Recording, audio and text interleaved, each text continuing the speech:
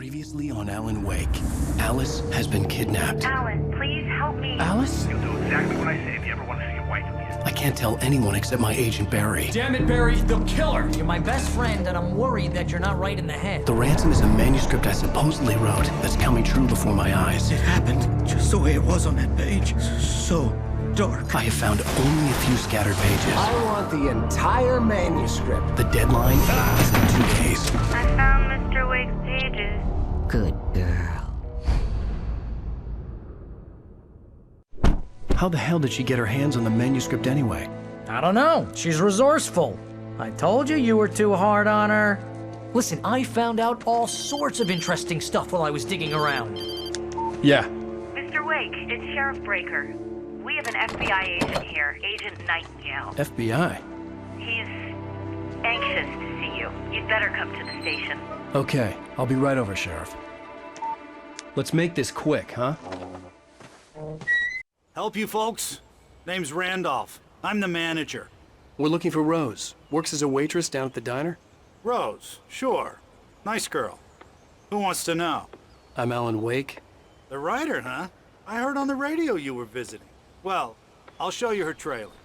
That Rose, she's a nice girl. Always pays her rent on time. As I was saying, Al, I found all sorts of weird stuff from the local newspaper's archives. This place is crazy.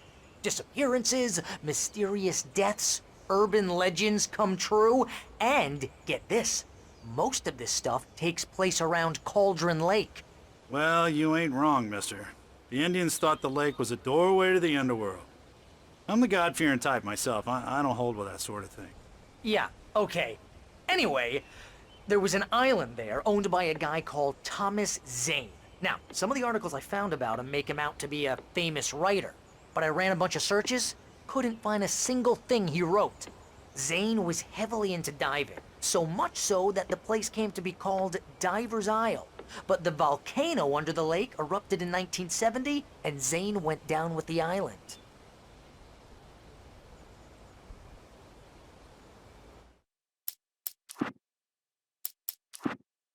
Mr. Randolph liked Rose.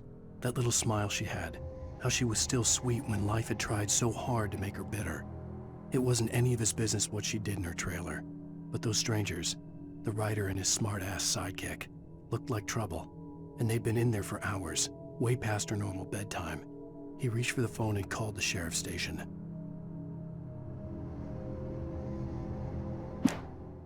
For decades, the darkness that wore Barbara Jagger's skin slept fitfully in the dark place that was its home and prison. It was hungry and in pain. It dreamed of its nights of glory when the poet's writing had called it from the depths and given it a brief, terrible taste of power and freedom. The rock stars had stirred it from the deep sleep the poet had sunk it back to in the end. When it sensed the writer on the ferry, it opened its eyes.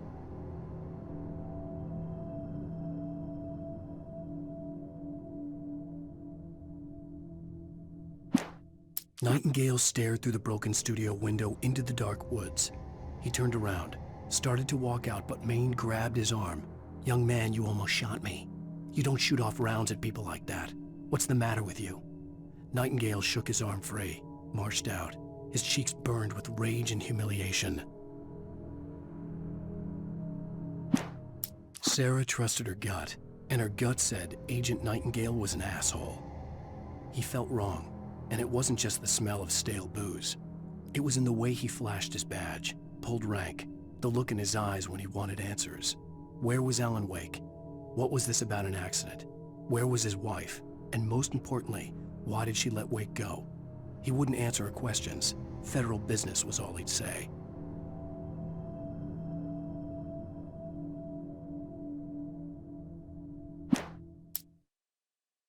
The pipe wrenched itself loose from the bridge's steel framework.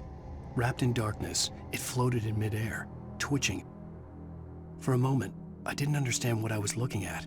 The heavy object lurched at me with impossible force. I threw myself out of the way, but just barely.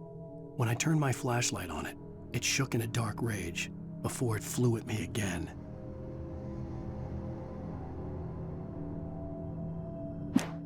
I slammed the door shut right in his smug face. He pleaded for me to open the door. True to form, the asshole actually thought I would obey. I had no sympathy left, no guilt either, not for him. I took a moment to savor the scream. I bet I had a smile on my face. It was all that I had time for. The dark presence was inside the lodge with me. The darkness surged towards me, sucking everything loose from the ground into its depths, tugging at my clothes. I saw the flare the kidnapper had dropped and threw myself towards it just as I felt my feet leave the ground. The darkness embraced me with the force of a tornado. Somehow I managed to light the flare. The darkness roared and cast me away. I fell toward the dark waters of the lake far below.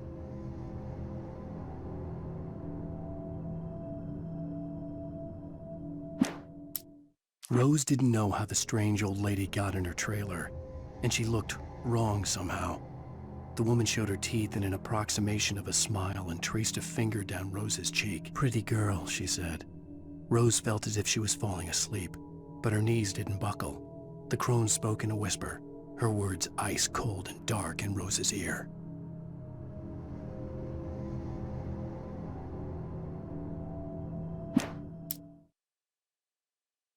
Touched by the dark presence, Rose was lost in a dreamland where everything was drawn in black and gray crayons. The old lady had promised her that all her wishes would come true. She would be Alane Uwaike's muse. She was smiling so hard it hurt her face. She crushed a bottle full of sleeping pills into the coffee. Deep down inside, she was screaming in terror.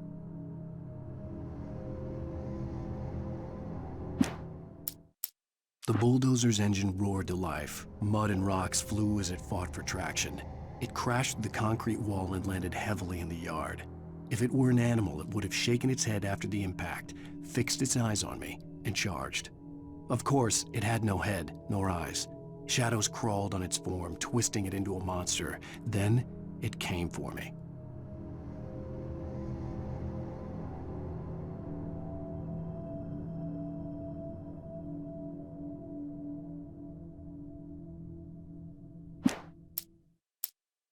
With Nightingale gone and the night wind blowing in through the broken studio window, Maine stared at Sarah. The sheriff looked away. Maine's voice shook with barely controlled anger. "That boy's doing more drinking than thinking. I hope you know what you're doing, Sarah. He's got a sickness in his eyes. You take my word for it. He wants Wake for a reason, and it's not for anything good."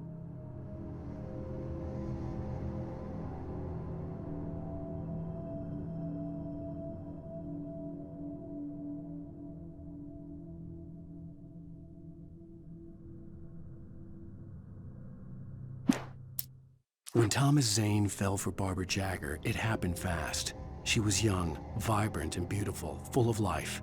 He had never been a very happy man, and without any seeming effort, she had changed all that. Zane felt good for the first time in his life. Everything she did was another piece of a jigsaw puzzle he hadn't even known he'd been missing. And best of all, she made the words flow, strong and sharp. She was his muse. Some of the taken retained echoes of their former selves, but these were just the nerve twitches of a dead thing. Nothing remained but a shell covered and filled with darkness. In most cases, these puppets were enough for the purposes of the dark presence. But for anything more elaborate, as with the writer, it was different. It needed his mind. And so rather than taking him over completely, it merely touched him.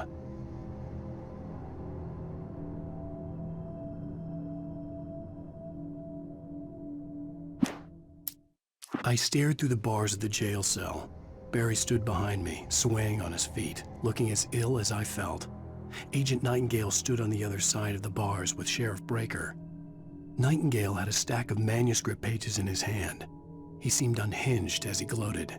"Well, I've got you now, Raymond Chandler. It's all here, all the evidence, including conspiracy to murder a federal agent."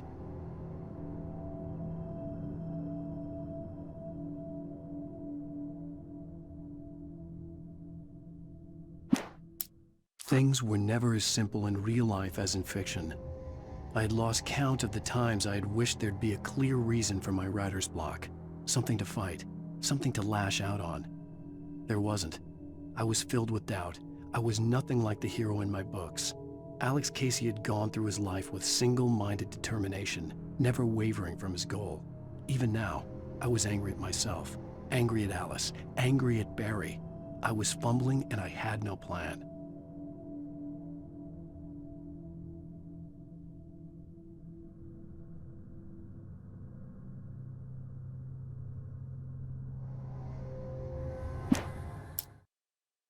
Even behind the closed doors and curtains of his grimy room at the Majestic, the local motel, Nightingale could feel the locals' eyes on him, the unrelenting pressure of their judgment. He forced it out of his mind. For all he knew, they could all be under Wake's spell already. You do what you have to do to get the job done. He took comfort from the bottle in his hand. Please, he thought, just let me get through this.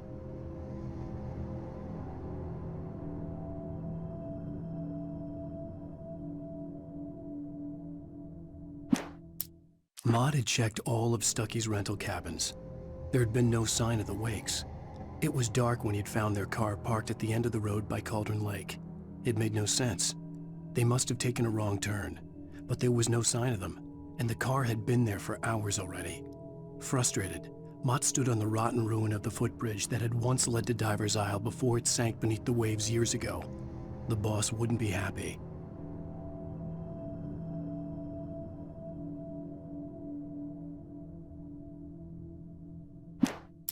I tried to hold on to Alice, but her form melted away. I was losing control.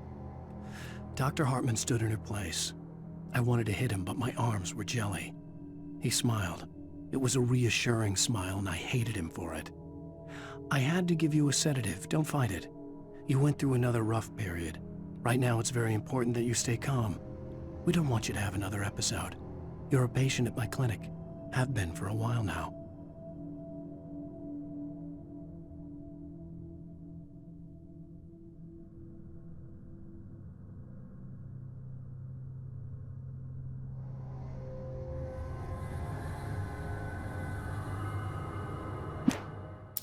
For Mott, spying on the writer on the ferry had been a disappointment.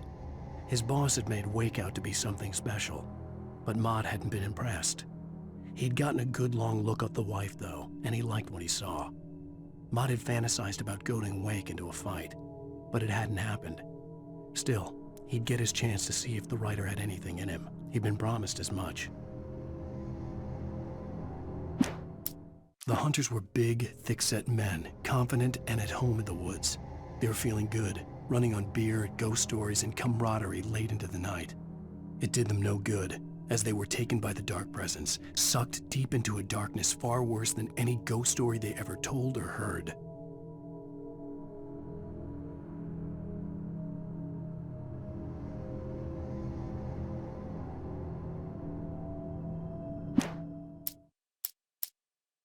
Lightning flashed behind the windows of Cauldron Lake Lodge. Tor Anderson laughed and held the steel hammer above his head. Nurse Sinclair was trying to calm him down without success. Tor grinned madly and shouted, "My hammer's up. Here's a friendly poke from Molnir, wench." He brought the hammer down with all his might on Sinclair's head. "We're on a comeback tour, baby."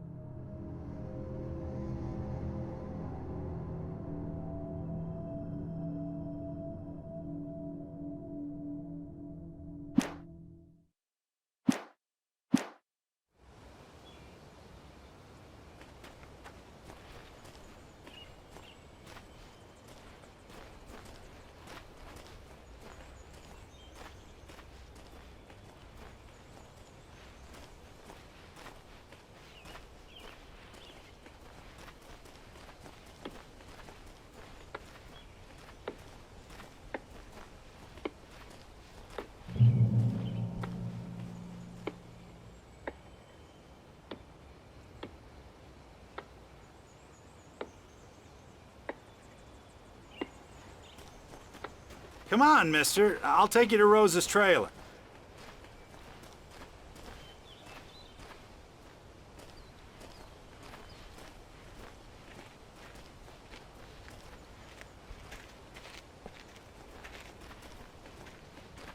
Yeah, how about that?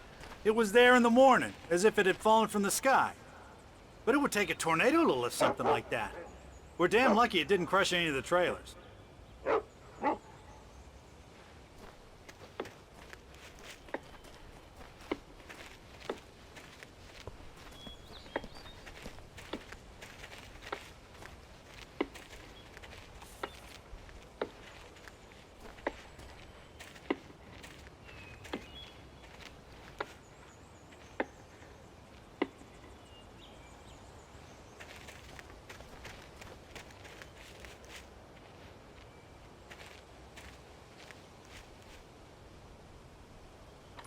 Gets better.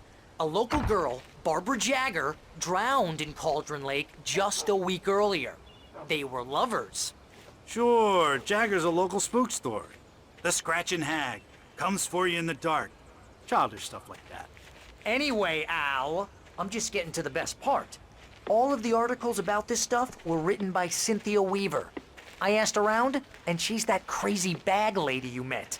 What, the lamp lady? She can be a little loopy, but she's not homeless or anything. Yeah, anyway, she knew both Jagger and Zane before they both died, and she had some kind of a breakdown.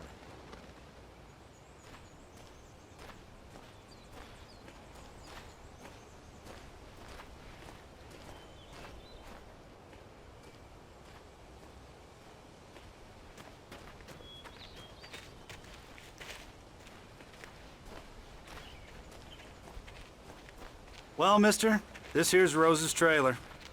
You mind me asking what you want with her? We're just here to talk to her, pal.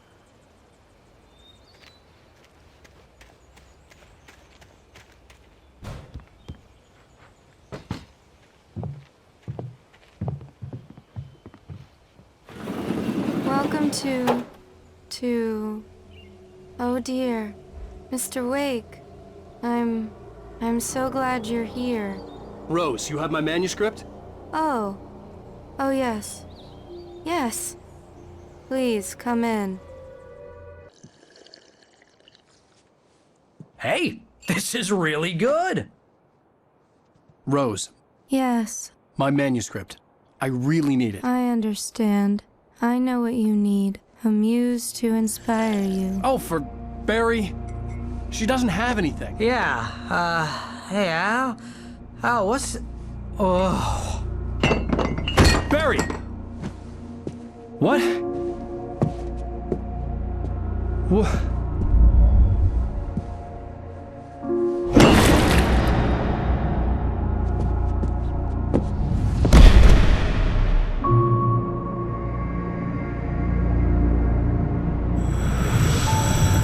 It's coming for you, hiding in my barber's skin.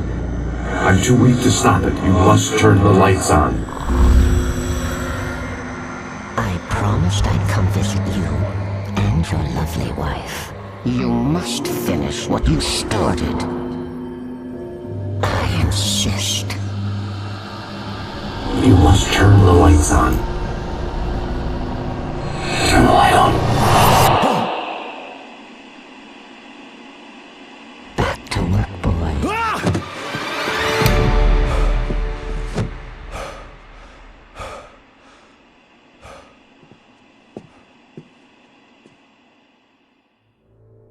I felt nauseous, hungover. Only anger kept me going. I can't tell reality from dream anymore, but it seems I have an imaginary editor to help me. She's an old woman in a funeral dress. I call her Barbara Jagger. She's very strict. I'm writing faster and faster. My manuscript is being heavily revised. The edits are getting very aggressive, and each day there's less of me and more of her. I hate it, but I know she's right.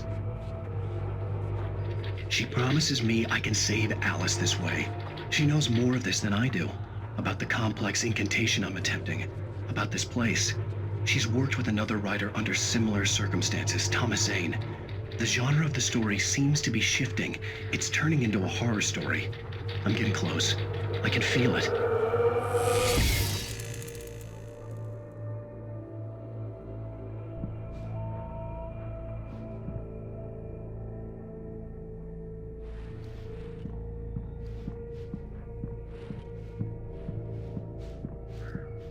Rose took a day from me. I had less than 12 hours left to meet the kidnapper. All I could do was get Barry into the car, work something out once I got on the road. Welcome to the Oh Dear Diner. What can I get you today? Coffee? I couldn't work up much hate for Rose. Something had used her to get to me and left its mark. First refill is free. Milk and sugar on the counter there. Would you like to hear today's specials? Thank you. A nice day. Come back soon. Barry was out of it. He was way too heavy to carry. right. I deserve more money. I'm so handsome. My gun and flashlight were gone. I'd have to find a way to get Barry into the car as quickly as possible. There was no time to waste.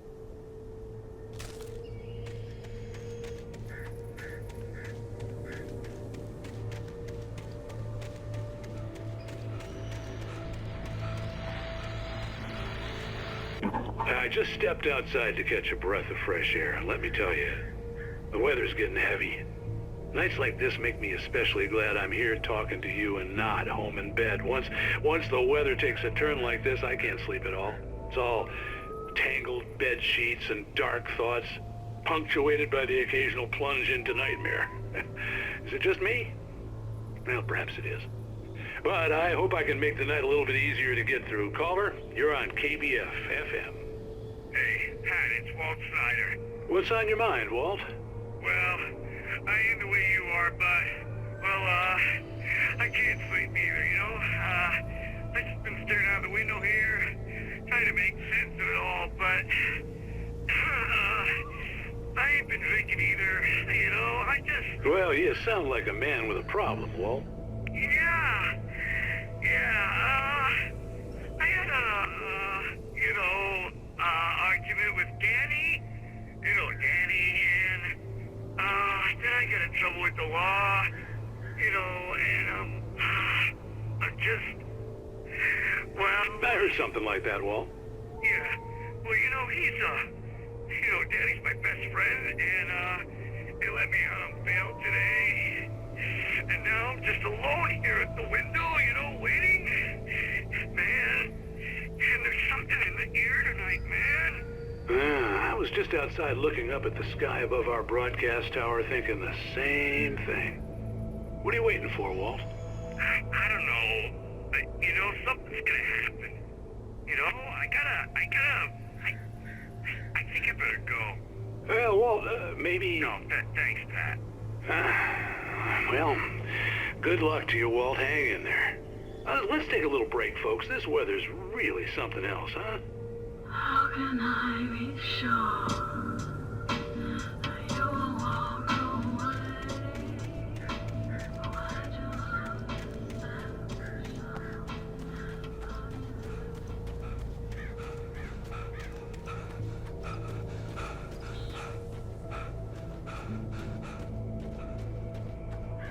Oh, you're gonna get it now. God knows what you've done to that poor girl. This is Agent Nightingale, FBI! Get him up, Hemingway! You're under arrest! You move a muscle, I'll unload right in your goddamn face! Stay right where you are, Slane!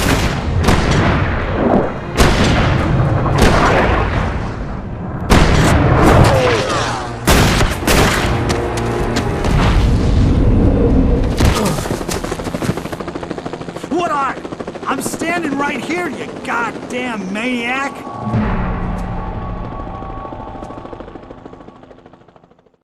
I hated to leave Barry behind, but there was no way I'd miss my appointment with the kidnapper. Give it up, Mr. Wake! Come on! Take it easy on him! Get after him! Don't let him get away! Move it! Move it! Move it! I'll have you shot! Let him get away!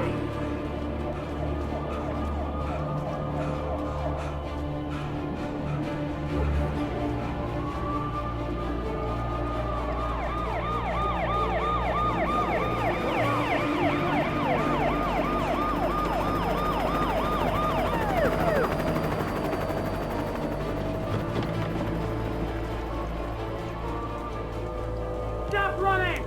We have the suspect in sight! Okay, men. Keep your eyes peeled. He's gonna try to make it through here. Move out! See him? Oh, damn. Man out! No! Stop! He's not right here! Run! God damn it! Where did he go? Lift away! Keep an eye out!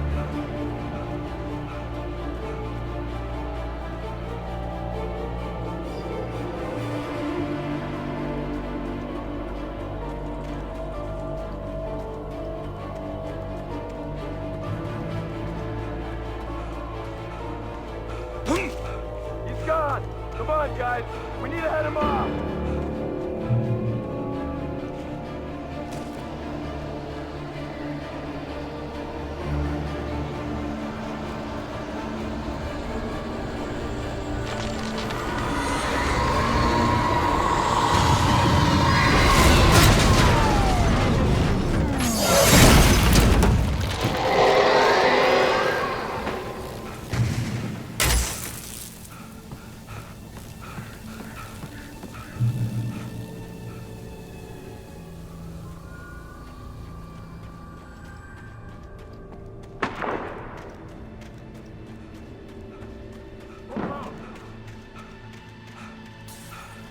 Search the area.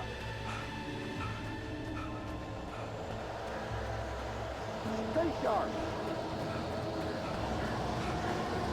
This way. Over here.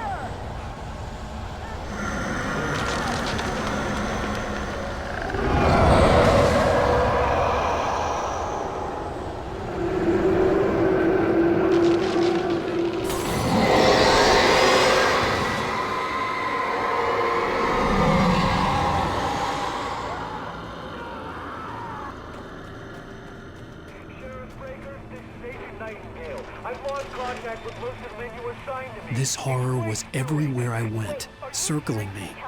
The cops didn't stand a chance. They were after a writer, not a monster. Where's the tweed jacket? Over. He's the guy we're chasing. If it's not him, who then? Bigfoot? Over. I don't know yet, but I'm not in the habit of jumping to conclusions. That tends to come back and bite you in the ass. Out.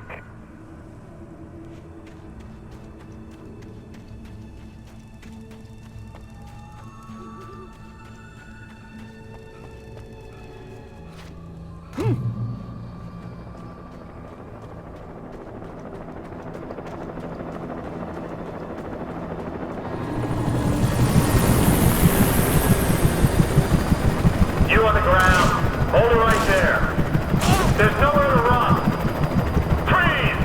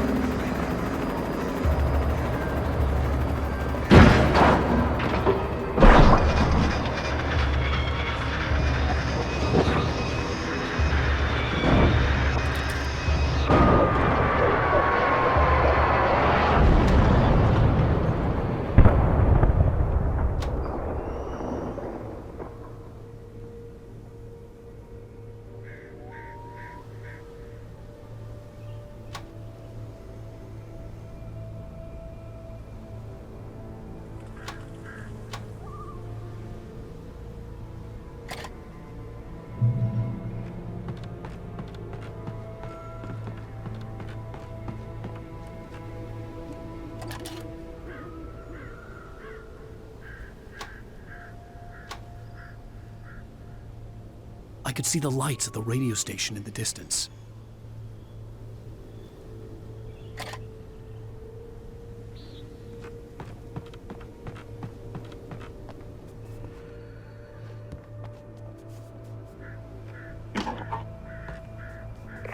This is James. Mulligan, Thornton, come in. Over.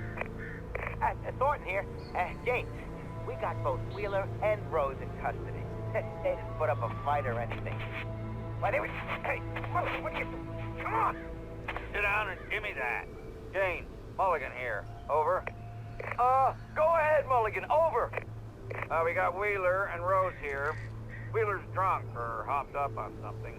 Speaking of which, that Fed had a pretty distinctive whiff of Otis Scotch about him, if you know what I mean. Over. I don't have anything on that, Deputy Mulligan. Over. Well, whatever. Anyway, Rose is just being plain weird here. You better get Doc in to take a look at both of them. Over. Gotcha. You better get them here quickly. The, Fed's gonna want to interview Wheeler. Over. Oh, yeah, I'll bet he does. Looks like they have a lot in common. Mulligan out.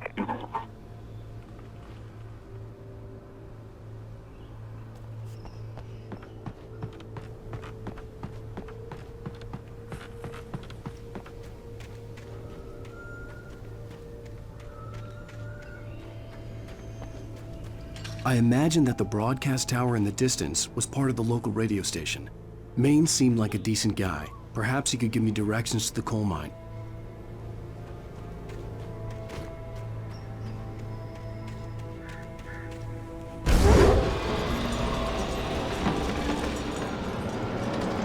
Unnatural shadows clung to the gate. The darkness that was after me was trying to stop me. I wouldn't get through without a light. There was no power to the searchlight.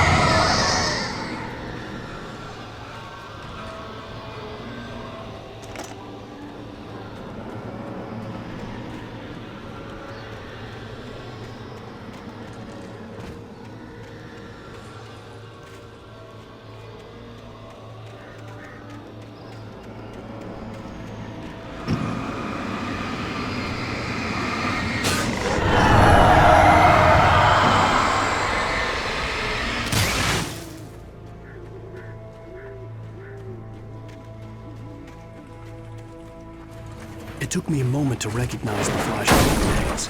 They were an ideal weapon for my situation. Team 1, come in. Over. Team 1, this is Sheriff Breaker. Report. Over. Team 2, come in. I need a report. Over. Come on, guys. Talk to me. Come in, please. Over.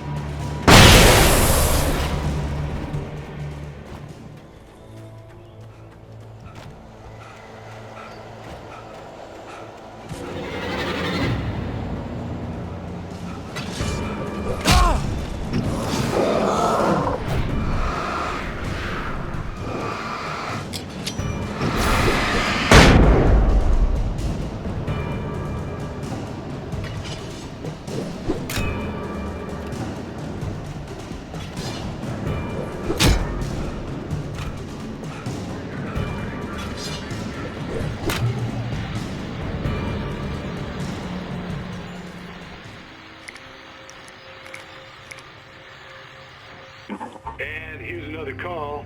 You're on KBF-FM with Pat Maine. It's Milt Peabody, Pat. What's on your mind, Milt? Well, I live near the trailer park, Pat, and there's a big ruckus going on over there. Well, that's just up the road from me, too. What's going on, do you know? I don't know, but there's a bunch of police cars there, lots of sirens, a helicopter buzzing around, and I think I heard some gunshots. Gunshots? Yes, sir, like from a pistol. So can you find out what's going on? Because it's just next door and they're popping off guns there. They're still shooting? No, it was maybe 10, 15 minutes ago. It sounds serious, Pat. I'm telling you, it don't sound like no party. Well, I'm certainly going to give the station a call, Milt. Okay. You'll hear it here as soon as I hear from them. Okay, thanks.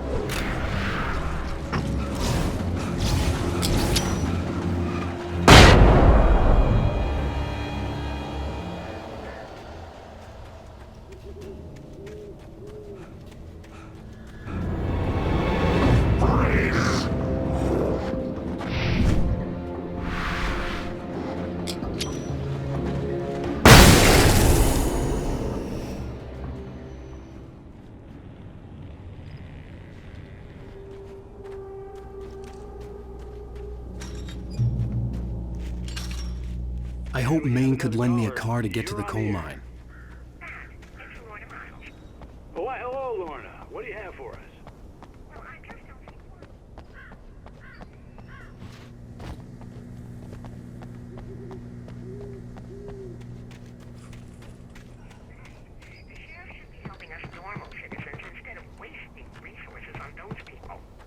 Well, They'll have to try to sort themselves out. I'm sorry, but my granddaddy settled in Braight-Fall's in 1911.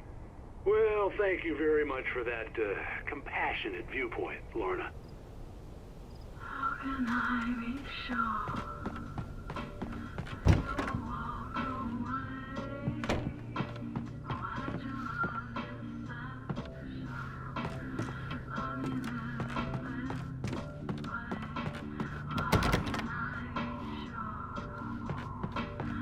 Oh, here's a little surprise. The famous writer Alane Uwaique just walked in. Folks, I'm going to see if I can talk him into an interview. Come on in, Mr. Uwaique. Oh, I'm so glad you could find the time to do this, Mr. Uwaique. Nowhere to run now, Dan Brown. You back away from me. Don't hurt. Whoa. Everyone calm down. Put the gun down. We're all friends here, right? Cool your jets, Nightingale. We got him. Judas Priest! What the hell's the matter with you? There's a civilian in there.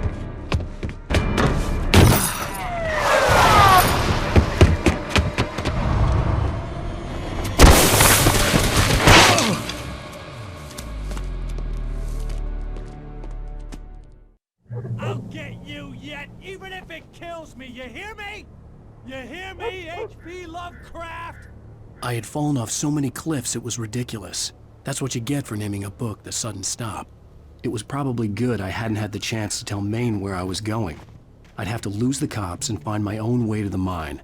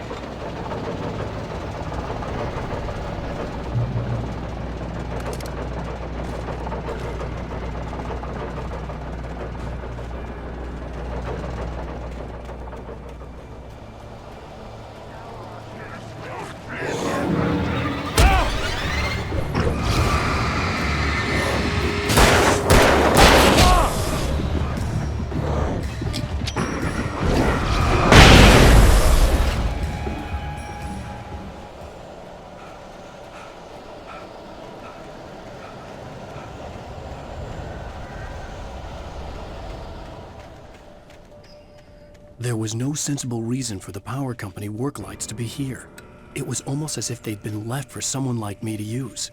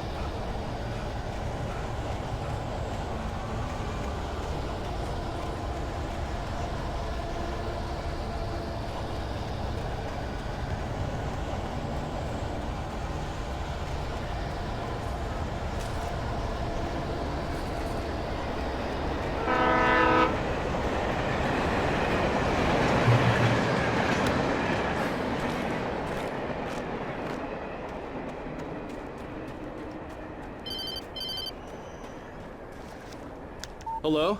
The most stubborn man I've ever met. Alice? Alice? Alan, I'm so afraid. He keeps me in the dark. Please help me. I look at you, Alan, and it's not you. Something else. Looking out from behind your eyes. Alice, I'm here. I'm so alone here. It's all gonna go to hell. You need to be careful. Cooperate. The connection had been terrible, but that wasn't the only thing that hadn't been right with the call. She sounded wrong somehow, but she had called me.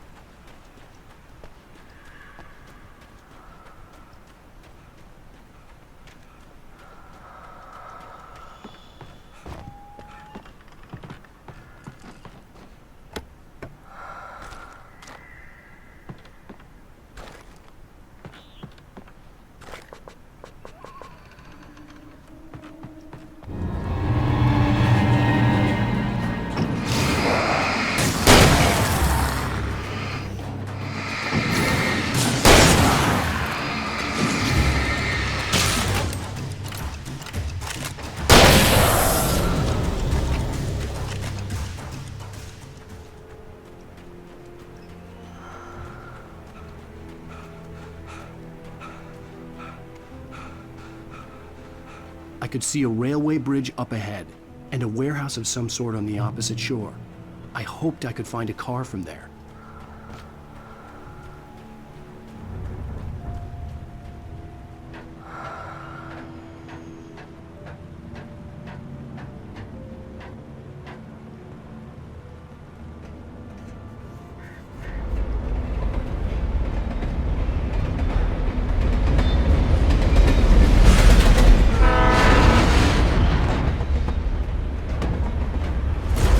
That was pursuing me was growing stronger, and it was taking over everything in its path.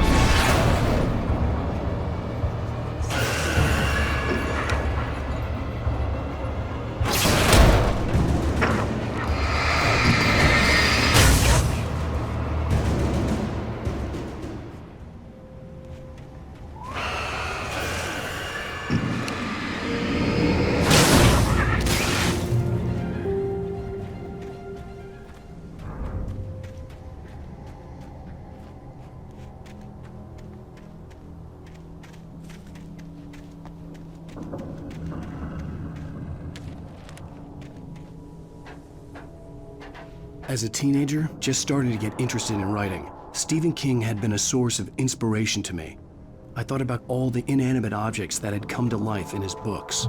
No one is safe in a good horror story, certainly not the protagonist. That's what makes them fun. This was anything but. The darkness could possess anything, and it was getting closer.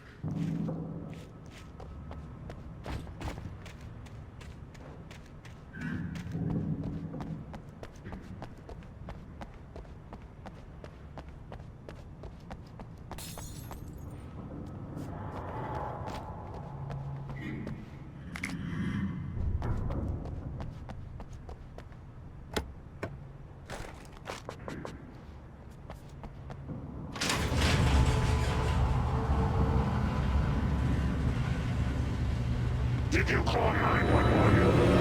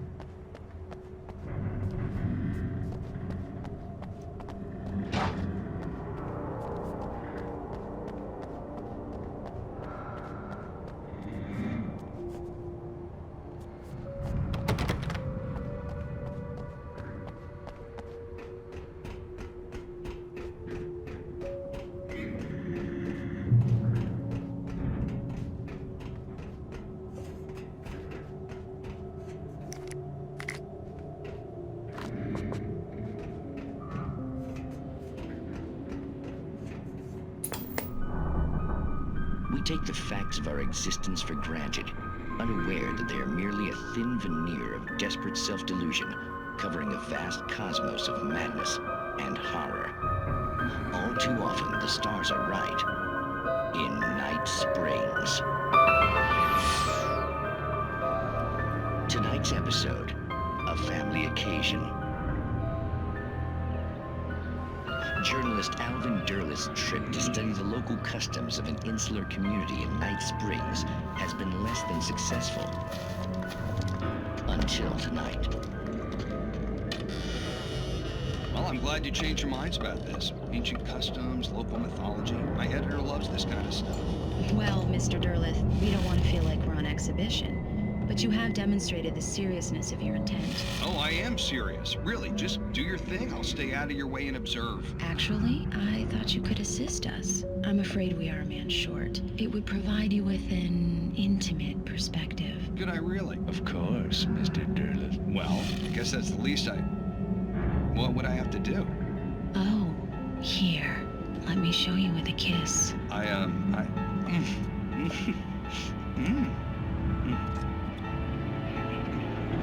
What did you...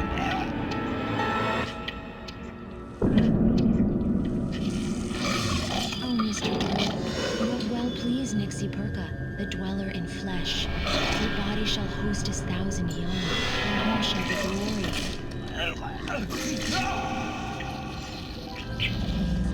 Shh, darling, be calm. Shh. Alvin Derleth learned a harsh lesson. If you go looking for mythology, it may come looking for you.